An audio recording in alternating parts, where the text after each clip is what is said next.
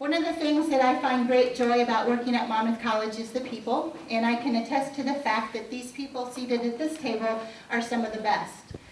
If you haven't yet met them, let me go ahead and introduce the individuals here with us today.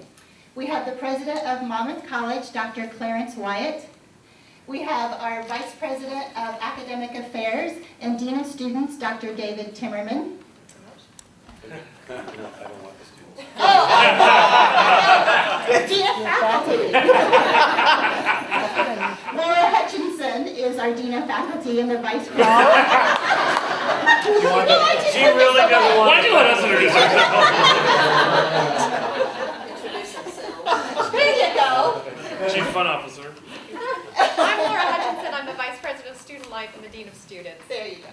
Richard Marshall, Vice President for Finance and Business. John Osterlund, Vice President for Development and College Relations. Trent Gilbert, Vice President for Enrollment Management and Communications. And Chris Johnston, Institutional Research Special Assistant to the President. And the one member of the senior staff who's not able to be with us today is Duane Bonifer, who's our Executive Director of Communications. He had to be back in Kentucky for some last-minute unexpected family business.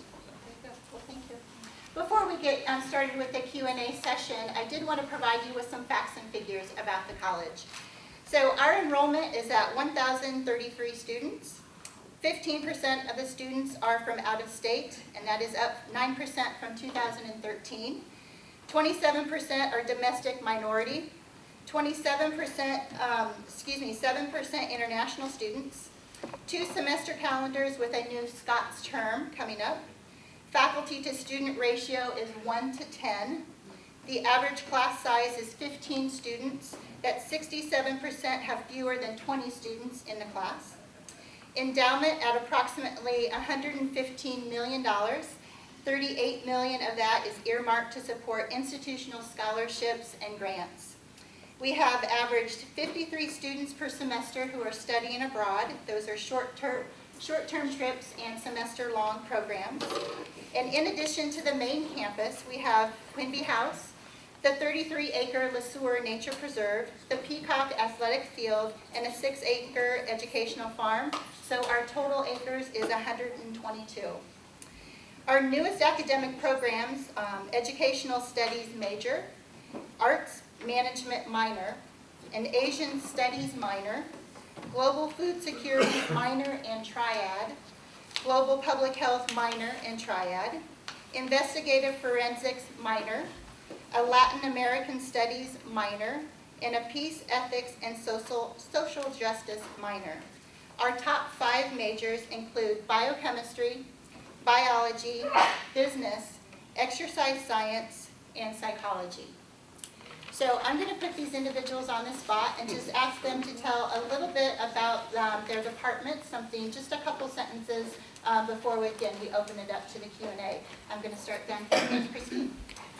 My department is Institutional Research at the Department of One. My staff is fabulous. She's on time. Whenever I'm there, she's there. It's great.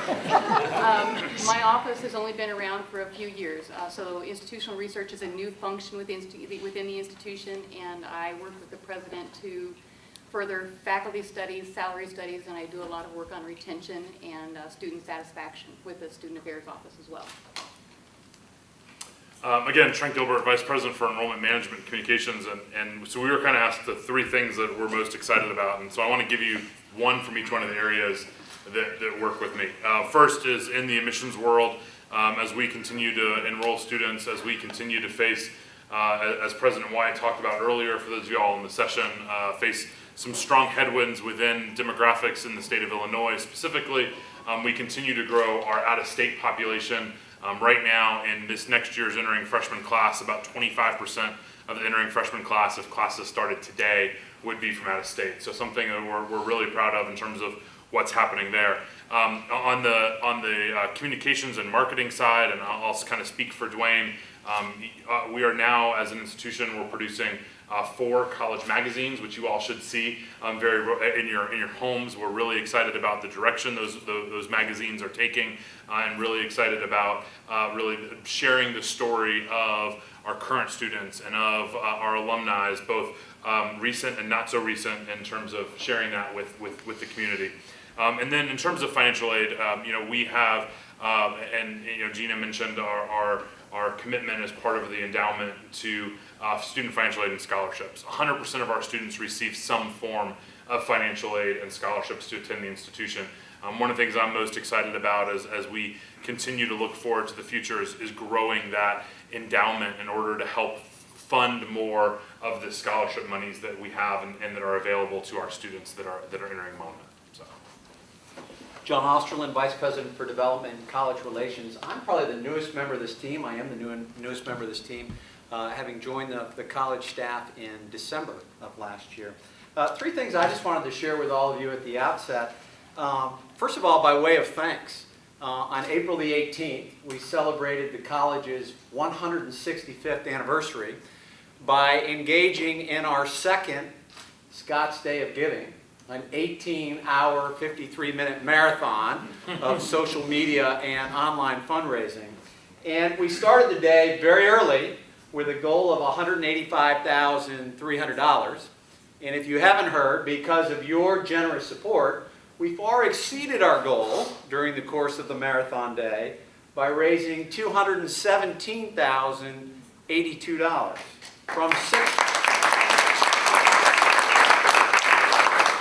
667 gifts. We had 139 totally new donors to the college, which is great.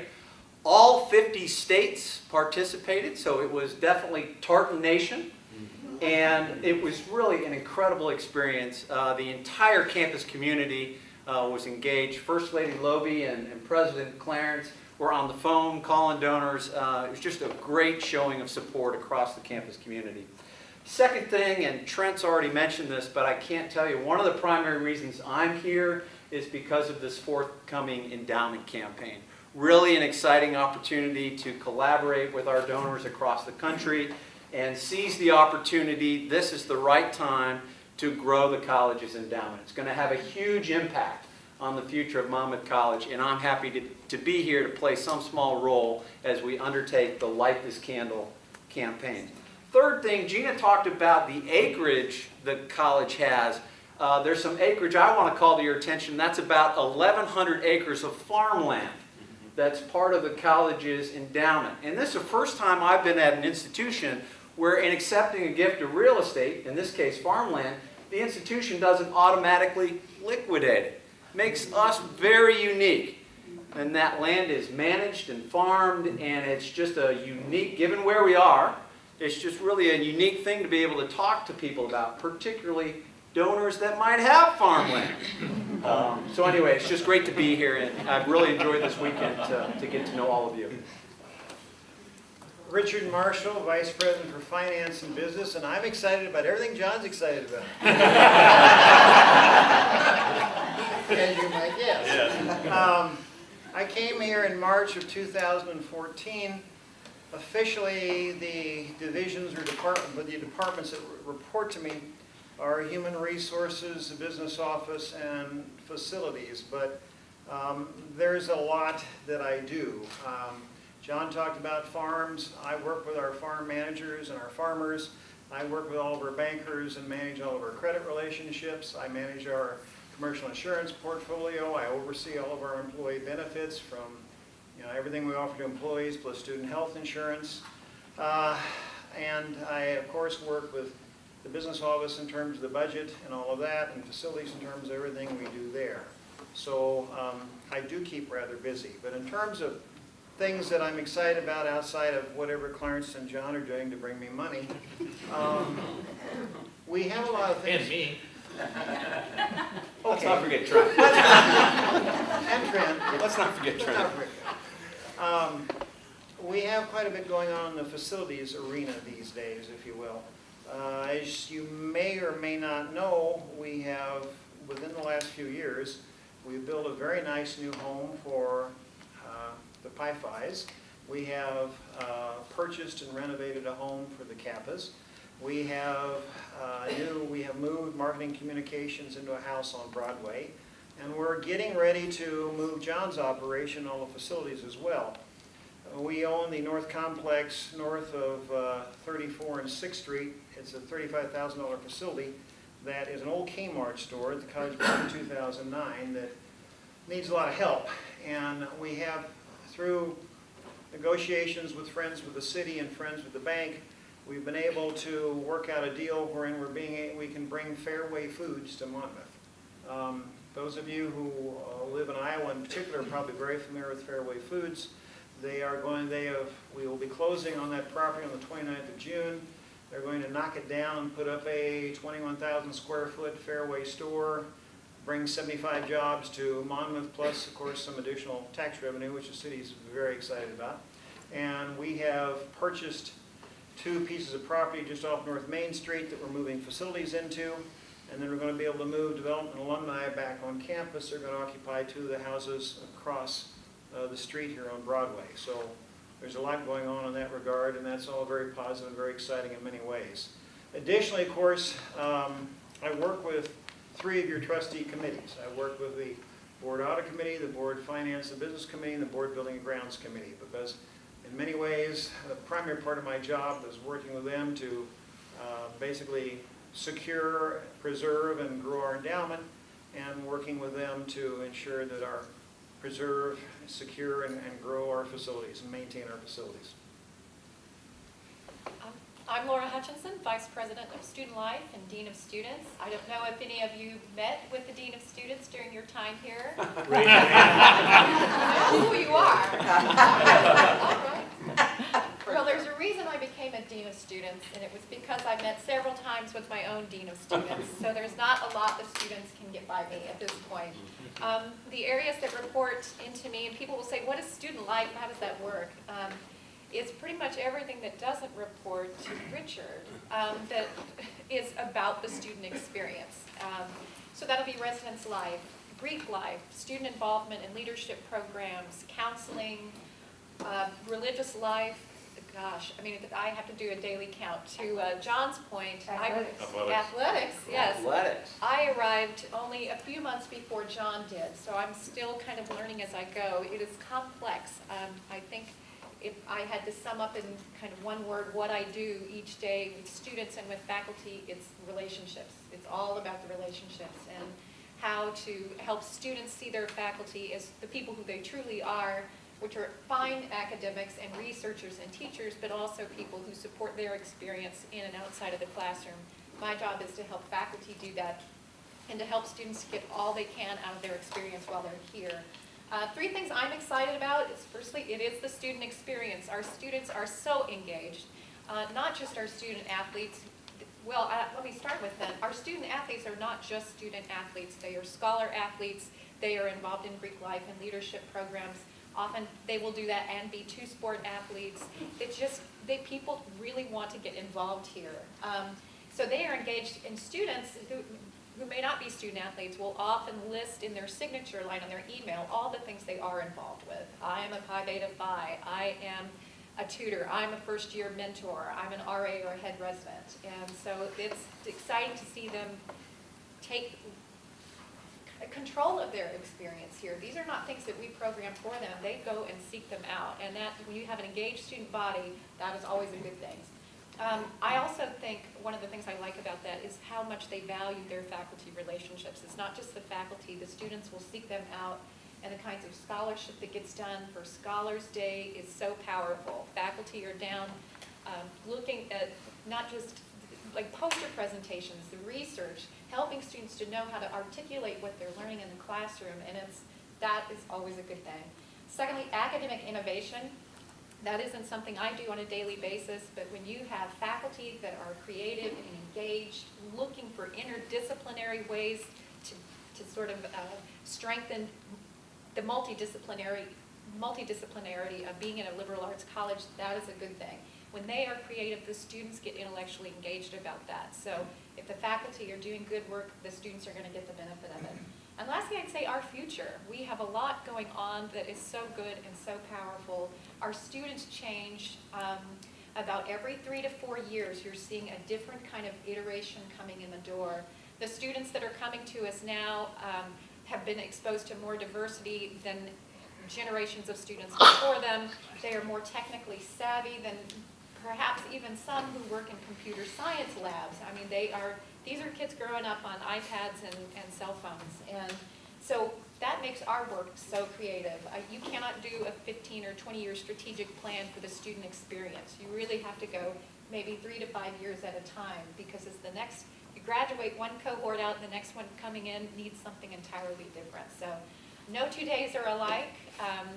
Not a whole lot surprises me, and I am never, ever bored in this job. So very, very happy to be here. David Timmerman, Dean of the Faculty, and that my work includes the faculty, all the academic departments, our registrar's office, information services, and the library.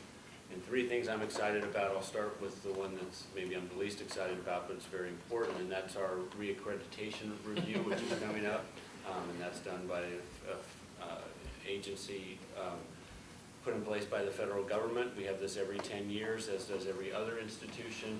We started about 3 years ago, actually, Clarence and I, certainly with our conversations, and decided on a broad approach. So some schools will go through this. They'll have just 2 or 3 people who collect all the information. Actually, Clarence did this in this way For 30 years.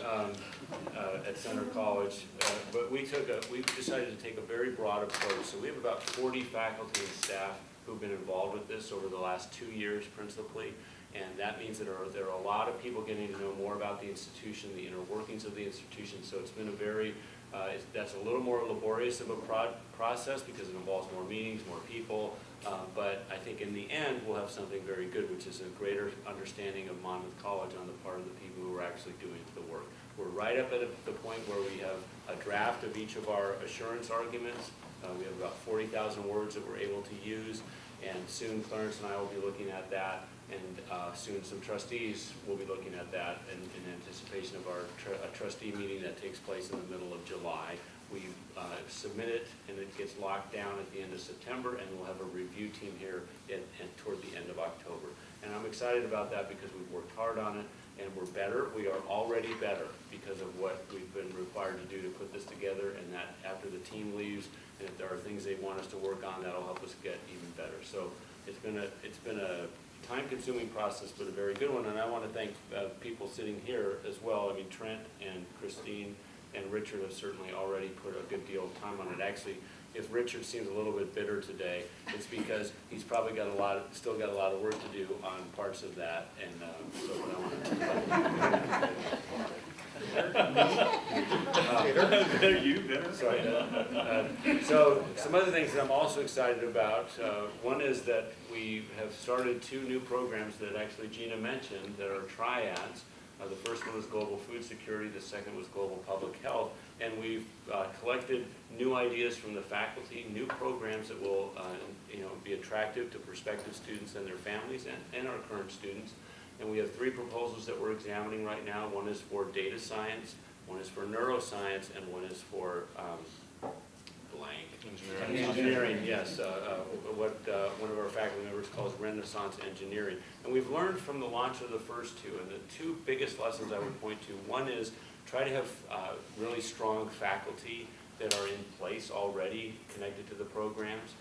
That was a lesson out of the first one. A lesson out of the second one is do some research initially in terms of market testing. So we have a firm that's helped us do market testing of each of these, and we're going to use that information as we make decisions going forward. And so that's been an exciting process. And so to be able to look forward now about launching some new programs, I'm very excited about that. The third thing is we just at the last faculty meeting put in place 2 additional terms, 2 short terms of 2 weeks each, one at the start of January and one at the end of May. We're calling those Scots terms. And this is the work of, this is the end result of faculty conversations and committees, multiple committees that worked over 8 years to put this in place. Now, please understand, that's lightning speed.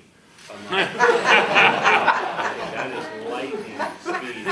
So very excited to have those in place, and we'll be having students engaged in those this coming January and this coming May, and courses both on campus and study away. And so those Scots terms are also something I'm excited about. So David, you would be very comfortable in Congress I suppose I would. Yeah, exactly. I'm excited about everything that these folks are excited about, of course, and again, to echo a little bit of what Laura said, I'm excited about the future of this college. Those of you who were in the presentation before, those of you who have been with Loby and me at alumni events across the country, you know, these are hard times. This is a hard time for American higher education. This is one of the hardest, most challenging periods for American higher education since the time when many of you were in college, in the late 60s and early 70s. I won't list the whole litany of challenges that I talked about this morning again, but there are institutions that aren't going to make it. They're either going to cease to exist entirely, or they're going to be nothing like what they were before. And in some cases, you know, that change may well be good for them, but there are going to be liberal arts institutions, already are liberal arts institutions around the country, that have moved dramatically away from the core mission of an institution like Monmouth College, and especially Monmouth College, which is the guided growth of young people in all aspects of their lives. We have our challenges. We have significant challenges. Being able to, and I'm sure in response to some of your questions, we'll talk about those in more detail. But we are extremely well positioned to be able to answer those challenges, and you've heard much of what we're doing to answer those challenges and seize those opportunities from the folks down here to my left. Many of you know I'm a U.S. historian, and one of my favorite courses to teach was on the Revolutionary and early national period, and I did a lot with the Constitutional Convention. And Ben Franklin was a delegate at the Constitutional Convention, and toward the end of it, he asked to speak and said, you know, this is after much contention and at least 2 instances when it looked like the whole effort to draft a constitution was going to fly apart and that this new country would fly apart. He said, I'd just like to make a comment now that we're concluding this convention. I've been sitting here since May, and this was now mid-September. I've been sitting here since May, and every day I have looked at the carving in the back of the chair in which the president of the convention sits. And it was a carving of a sun, rays coming out of it, sitting on the horizon. And he said, at any number of moments during this convention, I have felt that sun was a setting sun. But now I have decided it is a rising sun. The sun of Monmouth College is rising. So that's what excites me. Well, we do have the opportunity to have Q&A now, so if you would just raise your hand, I will try to call on everybody in an orderly fashion. So do we have a first question for our fine panel? Here you go. Okay, would you go ahead and state your name and your class year? Okay. Marcy Corey, Cushing was my maiden name, and 68. I've been working in college all these years and have retired down in Florida. So I really do feel like I'm disconnected to the Midwest somewhat. It's wonderful to be back because it's just absolutely beautiful. Tell me about the struggle that you're seeing, that you said some of our schools, particularly church-related schools like Monmouth, are dealing with that I'm just probably not aware of. Well, I, of course, ask everybody else to jump into this. I'll start, and the church-related aspect of it that's not a challenge for us. It's a strength, both in terms of our continued strong affiliation with the Presbyterian Church USA, but also the role that religious life, spiritual exploration plays on this campus through the leadership of our wonderful chaplain, Terry Ott. That's not really an issue for us. For us, it's location. It is a challenge to be in a small town, in a rural area, anywhere in the country. That is a particular challenge. And it has been particularly so in Illinois because, again, as those of you who were with us this morning, Illinois has long been bleeding high school graduates. For those of you who weren't with us this morning, there were 72,000 fewer students attending college and university in Illinois in the fall of 2017 than there were in the fall of 2014. Oh. So it's, our location in Illinois has been a challenge because of that factor, because of the fiscal struggles that Illinois has had over the last several years. Illinois, I sent that we have at least four trustees in the room, and I sent a message to them earlier this week that started off saying, yes, Virginia, there is a Santa Claus, and yes, Illinois has a state budget on time for the first time since 2015, including the Monetary Award Assistance Program, which helps to fund so many of our students here in the state. So that's, it is being able to broaden the national reputation, broaden the market presence of the college is a particular challenge, but it's one that we're having some success in. That's Trent particularly probably would be the next person to pick that up, but then anybody else who wants to jump in. Yeah, I think in addition to that is 18 years ago we had lower birth rates. I mean, one of the when we're recruiting and enrolling students to the institution, we know 17 or 18 years ago how many people were born. And so nationally, we're in a downturn in terms of the demographic shift. Specifically in Illinois, we are in even more of a severe downturn as it relates to the number of high school graduates getting ready to graduate college, which is one of the reasons why it goes back to that point of pride, the comments, the stats that Gina gave at the beginning about this shift to enroll more students from outside the state of Illinois. Illinois is always going to be our home. Illinois is always where we're going to be located, and students in Illinois are absolutely important to the future of the institution. However, when we think about the long run of the institution, when we think about the long-term viability of this place, we have to become less dependent on students from the state of Illinois. And as such, we've embarked in recent years, and in the past several years since I arrived 4 years ago, we've embarked on increasing our out-of-state and recruitment efforts. We've embarked on building new markets outside the state of Illinois, and really where those markets are. First and foremost, draw a ring around the state of Illinois, southern Wisconsin, Iowa, really Des Moines and eastern Iowa, Missouri in particular, and then Indiana, Indianapolis, and kind of the northwest corner of Indiana. And then we've also continued to branch out. We looked at where's the demographics going in the right direction, and where do we have an alumni base that is strong, and where do those two lines intersect? And that has led us to Colorado, where we've seen some great success in 3 short years. That's led us to Texas, specifically the Houston area. That's led us most recently to Florida, and some pockets of Florida. And then this next year we'll start actively trying to build a market in the northern suburbs of Atlanta. All of that takes time. All of that takes, as some of you all may know from your businesses and from your past experience, opening new markets and doing new things takes time. And so we're really in the foundation laying, planting of the seeds, so to speak, of these new markets in order to have a harvest in years to come. All right, good question. Started this off. Who's next? Stan.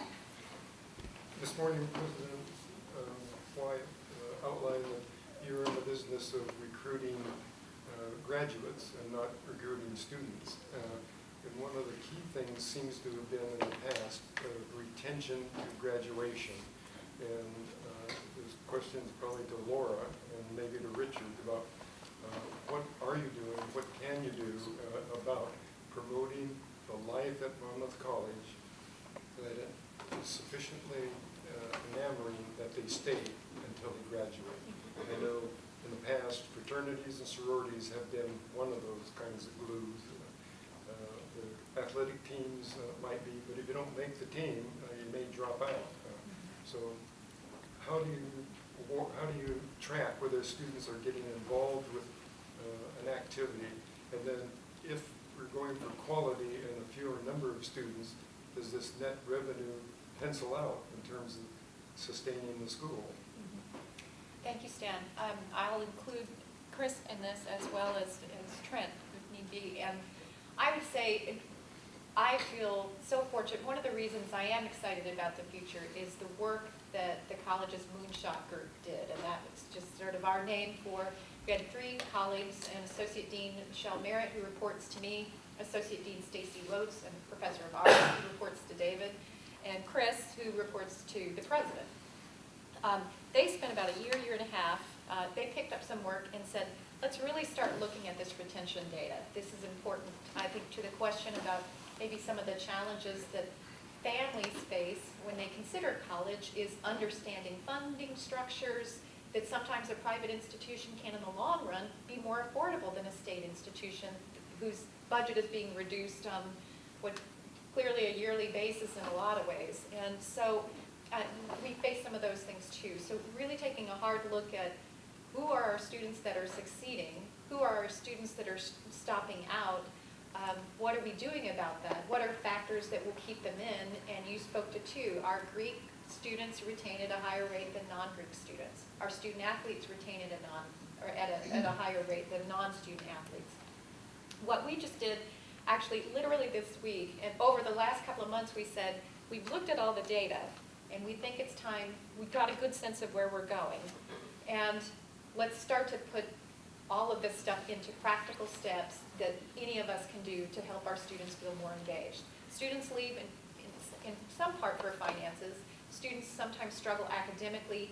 Maybe we didn't get them into the right major right away. So advising is one of the things that we look at, and I work with Dean Timmerman on some of those things, as does our staff. In other cases, it can't be helped, medical issues. Our students that face a medical crisis, either their own or with a family member, and it's so distracting and distressing, they really need to go home for a while. It doesn't mean they're not going to come back. We face, as many colleges do, struggles with mental health with our students. We do a lot of outreach with them. We have a strong counseling center. So we try to help them learn coping mechanisms and resiliency to understand that everything that went well in high school is great. College is going to be harder, and that's okay, and to help them sort of manage their expectations. So we're doing any number of things. We're looking at our logistical processes. Are we sending students to 4 different places to change a major? We don't want to do that. That's going to be frustrating. What are we doing about the student experience? We know our men's fraternity system is not thriving the way they have before. That's a priority to look at, and we're working with a whole new set of goals and staff about how to help them understand how to do good recruitment. We are looking at first-year students who arrive. They've sort of bonded with their admissions counselor, but now they're here and they don't know the student life staff. We want them to feel welcomed and to feel cared for. One good example, we always show up to help students unload during opening weekend. Well, we've got hundreds of students who have arrived through the arts, through marching band, through associated students of Monmouth College for Student Government, Greek life, and student athletes who are already here. So we're going to show up and welcome them just like we do the other students, so that they're having the same experience. So retention itself is a very complex issue. There's no one thing that solves it all. And resolving some of those retention issues and moving us right back up to our goal, which is right at 80%, and we think we can do better, that's a complex issue, and it takes the whole campus. So, Evan Moore says 80%, she's talking about freshman to sophomore. yes, that's a first to second year retention, fall to fall. And so if we can get them fall to fall, then we have a much better shot at getting our graduation rate where we want that to be. But if we don't keep them, all the things that we do in the sophomore and junior year, there's no impact there. So anything you would add, Chris? I would say that we've been measuring the inputs up for a very, very long time, the qualities of a student and their involvement. But we've also been taking a closer look this year at their level of satisfaction with some of the key services and how important those services are to them, so that we can actually have metrics that we can actually move to, that we know are going to have an impact on them. So really monitoring very closely that student satisfaction, and we're going to do that every other year from here on out, so that we're going to continue to be able to see when things are moving. So paying attention to their experience here on a daily basis. We do not get 100% of control over who comes in. We have 100% of the control over what happens while they're here. So we're doing everything we can to really improve that day-to-day experience that the students have while they're here, getting them with the right faculty, giving them a solid student mentor so that they get to that second year and can make the most of those sophomore, junior, and senior years to graduate. And real quickly, I mentioned logistics and processes. We also are looking at the social engagement, the satisfaction with their own experience with one another, the campus culture and climate. Does it feel like a welcoming place for everybody or just for some people? And our last one, of course, and not least important, is academics and advising. So what are changes that we can make there to reduce barriers to student success? So I'm excited about it. We're doing good stuff. I have a question. Oh, Wendell was here first, okay? How do you look at junior college students? Is that a lost opportunity or a potential source of at least we can get them for 2 or maybe 3 years? Oh, as a Trent?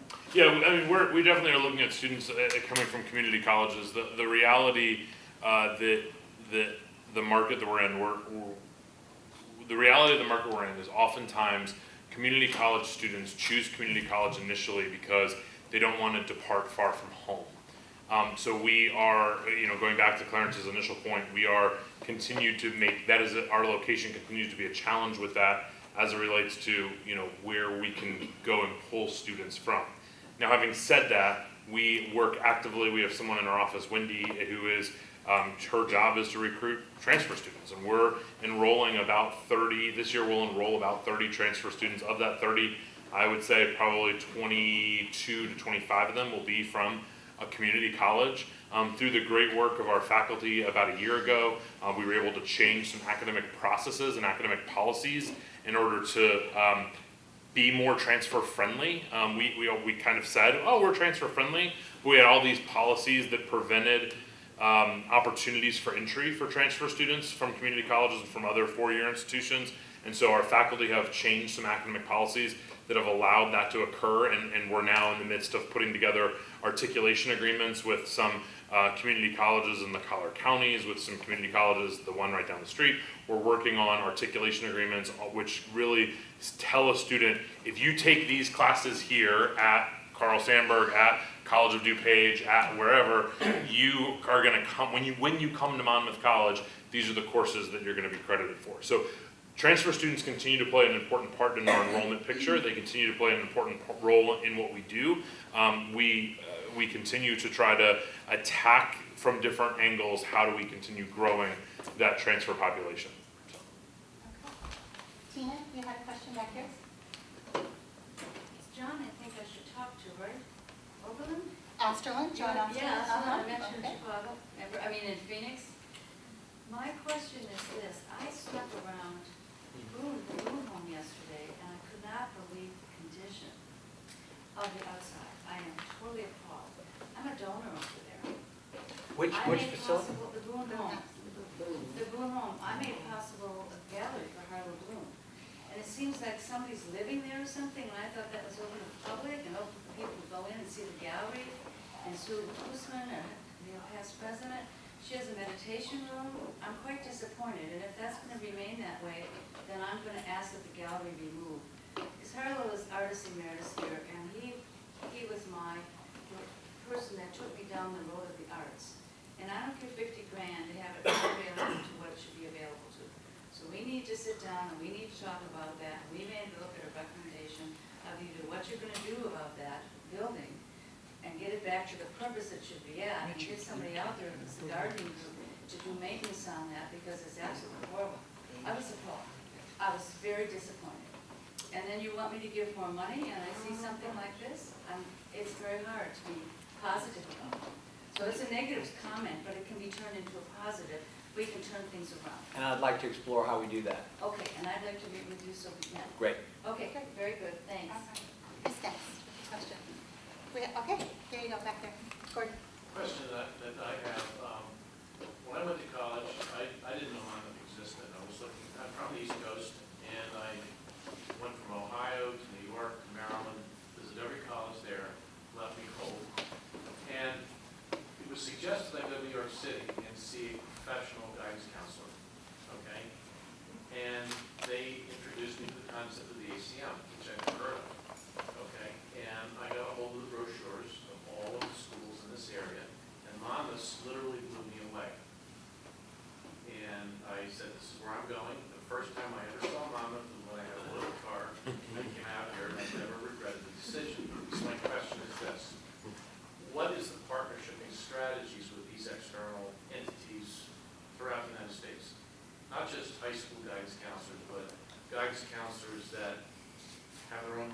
shops and office buildings in New York, Philadelphia, Boston. Because that's a tremendous source, I would think, of getting the good word out that this school and others in the ACM are here. But it was, I think it was a tremendous success for Monmouth because the brochures were just absolutely, they were wonderful. Sure.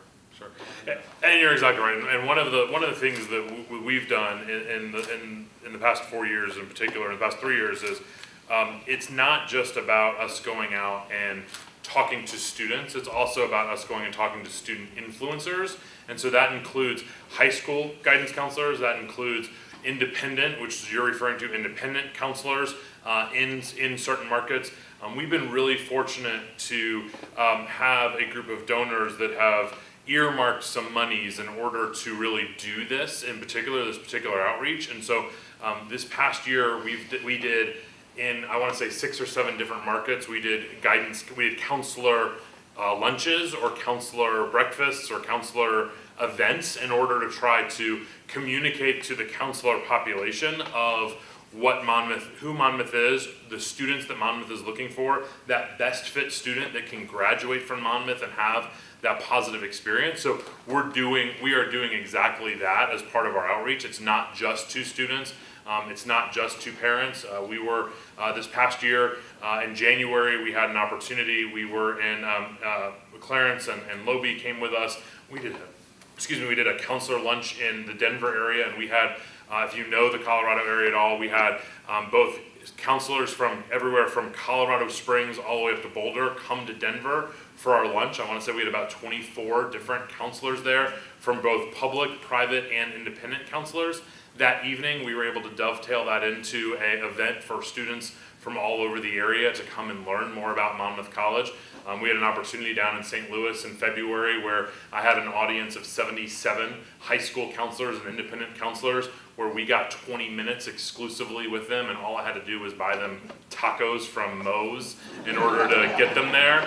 And tacos are cheap in the grand scheme of things, and so we're doing exactly that because yes, you're right. That is an absolute important part of the puzzle. In terms of the ACM, I'm leaving on Sunday. I'm leaving on Sunday and spending Sunday and Monday with my colleagues of the other vice presidents of enrollments and deans and directors of other ACM institutions, and we continue to do outreach together collectively as an association. So that is most definitely still happening.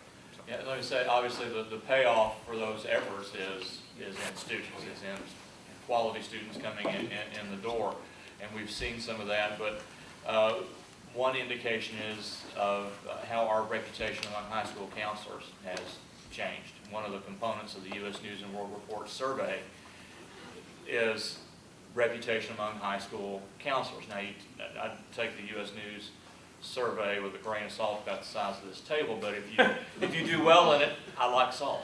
And we have moved 20 points, 20 places in the last 2 years, as some of you heard this morning.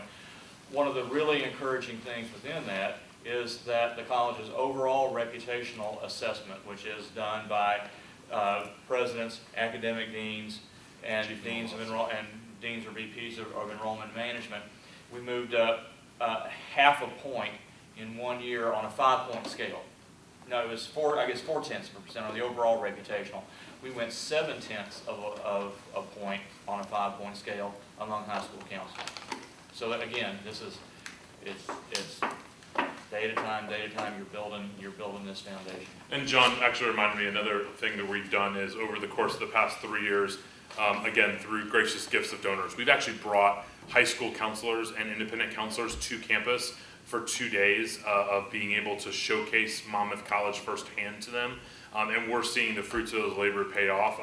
We were having a conversation with the staff just yesterday, and it was, a counselor that was here this fall or this spring, who we had a relatively late applicant at this stage of the game, students applying, and we were having a conversation with the staff, like, well, what do you know about the staff? It's like, this counselor from Houston said that the college plans this student had fell through, and they knew Monmouth College was the right fit for them, and that's why that student is on our radar. That's why that student has been admitted to Monmouth College, and that's why, hopefully, knock on wood, that student will be enrolling here in the fall.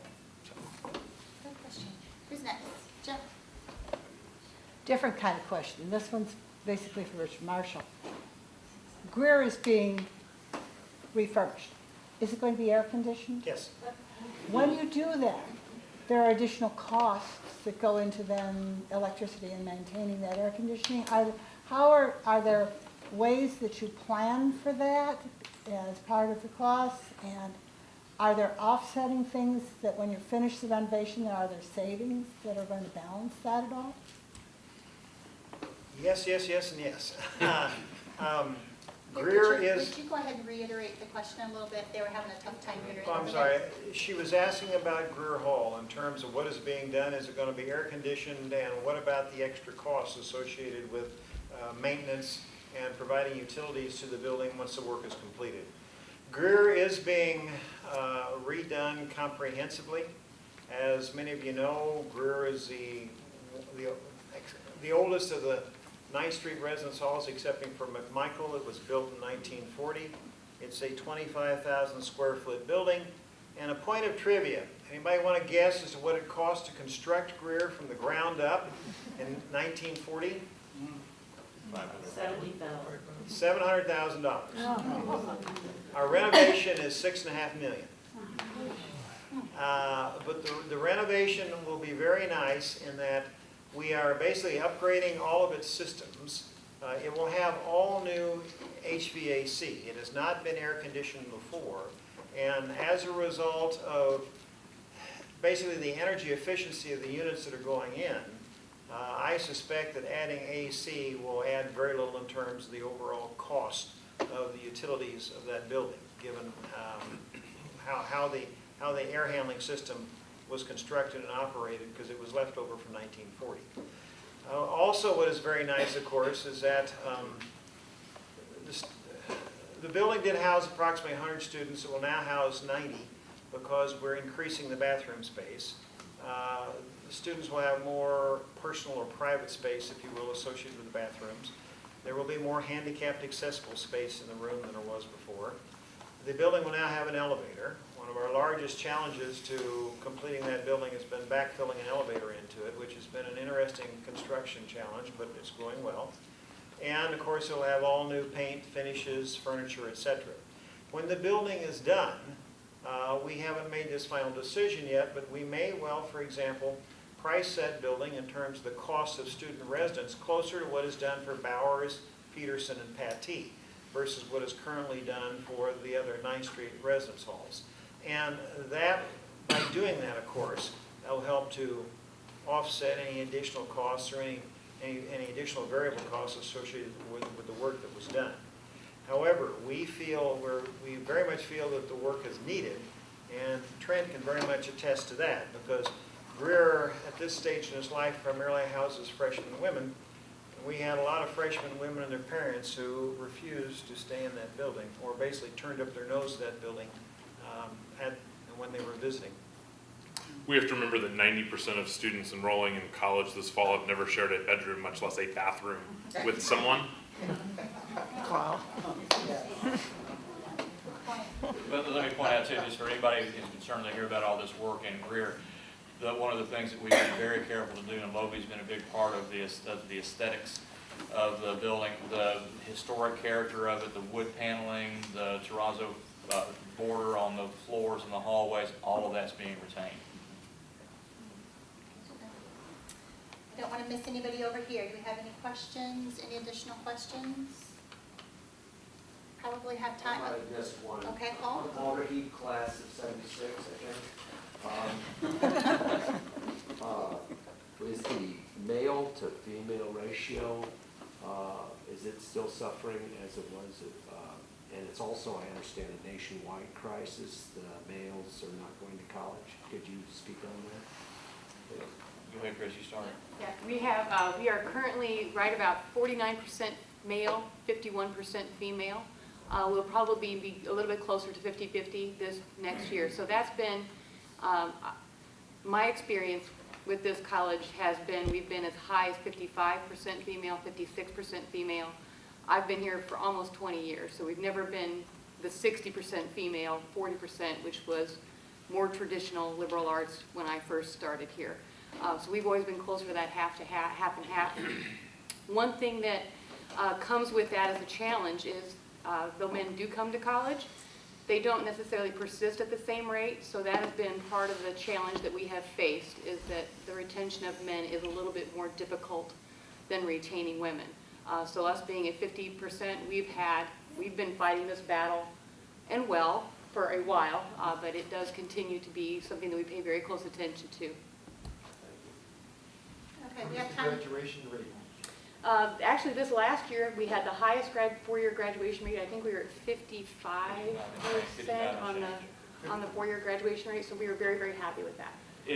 We are happy with it because it is much better than we have done in the recent past. There is no way that we're ever going to be satisfied with a 55% graduation rate. We've been working very hard on making sure that students understand what it takes to complete the degree and giving them tools to figure that out on their own so that it's not something that's difficult. We've been working with the advising system. We've been working with technological tools that give them the ability to figure out exactly what courses they still need so that they are graduating on time.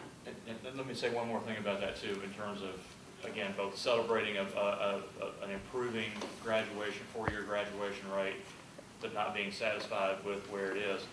Another reason for us to celebrate is, again, some of you heard mentioned, you've read stories about our very strong performance in the Washington Monthly Magazine rankings, and as I think John mentioned this morning, that is based primarily upon the value-added nature of the experience, the impact that you have on a student, especially as Washington Monthly rankings measure social mobility. How have you changed the life path of that person? And both it and U.S. News measure through a variety of inputs, measure your actual graduation rate versus the expected graduation rate based upon the statistics regarding the inputs that those students bring with them, and we perform very well in both of those measures. So again, there's reason to celebrate improvement, there's reason to celebrate the sort of outsized impact, unexpected impact that we have on the life of a young person, but we're never going to be satisfied with a 55% graduation rate. We're going to take one more question. I'm Vicki Young, class of 1974. In terms of career development, which I believe would come under Laura's purview, a very important area. Have any innovations or changes been made recently in terms of career development? Oh, I would say so. We are actually, the Whack-Rooney Center for Career and Leadership, first of all, that we're combining leadership with exploration in career. We're also going to have a much closer relationship with advising. So I'm struggling in a major, I'm not sure what I'm going to do. This is not the right major for me. I want to switch majors, but what will I do about that? And the major, as we've discussed here, it's not necessarily about the major, it's about the field of endeavor. But working with advising and career folks to help students think more broadly about that. We also do a lot with internships. We promote study abroad, and to tie that in with internships, to tie that in with their field of study. Also I just got a proposal from the staff who consistently come up with innovative ideas for a career studio, just to make a space that we currently have, not something we have to invest a great deal of money into, but to create a space for students to come in and interface in a very different way. So it's not just sitting down with a traditional career counselor or internship coordinator, but to engage with one another as well as with the staff. So it's more of an open, kind of a maker space, if you will. So it gets them with other people with different ideas than they have, people who think differently, to help them think those things through. In the fall, we are doing an external review of the area, not because I have any concerns. It's one of the strongest performing departments that we have, but we can always get better. And they're excited. They see that as people coming in to help us think differently about what we're doing. We want to be on the cutting edge, so those are very good things. Yeah, one of the things that's happening, Laura, you remind me of the time period, but students need to be thinking about, when I was in college, it was, there were 1.5 person in a career counseling center, and I knew I was going to go either to law school or graduate school, so I didn't really go talk to them, but one of my friends would maybe sometime in late March think, oh my God, I'm going to graduate, I better go talk to somebody. have to have that idea of preparation for career and vocation in students' minds from the very beginning. And one of the things that Wackerly is doing this fall is, in what time period, committed to meeting with every incoming student within what time period? Within the first 6 weeks, the Yeah. Wackerly Center is going to be meeting with every incoming first-year student. And some they will have to chase, but we want to get to them early and often. And as well, I mean, we were all very pleased too, as they were with a 99% placement rate within that year after graduation. So they are going on to professional or graduate school. They're going on to some sort of vocation. They may be taking a year. We have some students who do a year or 2 years of service, but they have landed someplace. They're doing really good work. Well, I think you'll agree that all of these, yes? Before we conclude, Jan, thank you. Some of you may have read an announcement that was on the college's website this past Wednesday that our good colleague and dear friend David Timmerman has accepted the position of provost at Carthage College in Kenosha, Wisconsin. And we are, as I said in my message to the board and to the campus community, it is with a great welter of mixed emotions that we deal with this. But we thank David and his wife Polly so much for everything that they've done for the college over the last years, and we wish them Godspeed. So. Hear, hear.